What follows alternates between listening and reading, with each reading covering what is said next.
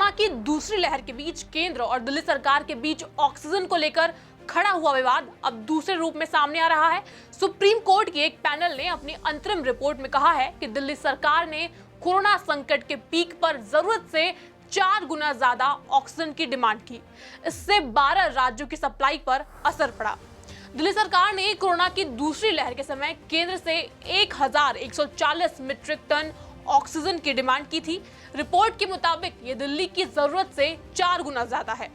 दिल्ली में उस समय जितने ऑक्सीजन बेड थे उसके हिसाब से दिल्ली को 279 मीट्रिक टन ऑक्सीजन की ही जरूरत थी। पैनल की रिपोर्ट सामने आने के बाद बीजेपी ने केजरीवाल पर निशाना साधा है।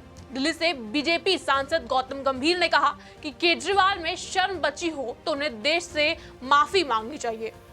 रिपोर्ट के मुताबिक सामान्य तौर पर दिल्ली में 284 से लेकर 372 मीट्रिक टन ऑक्सीजन की जरूरत थी, लेकिन ज्यादा सप्लाई की डिमांड करने के कारण दूसरे राज्यों पर इसका असर पड़ा।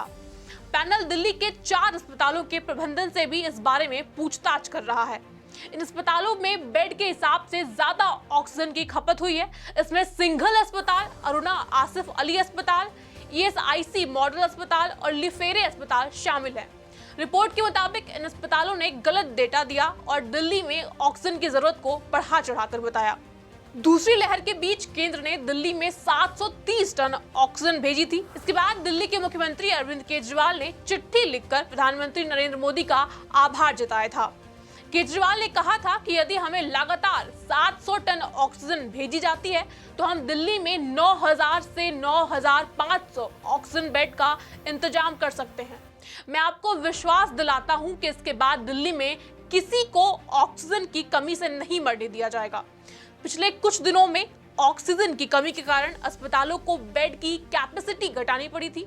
मैं सभी अस्पतालों से अनुरोध करता हूं कि वे अब बेड की संख्या वापस बढ़ा सकते हैं।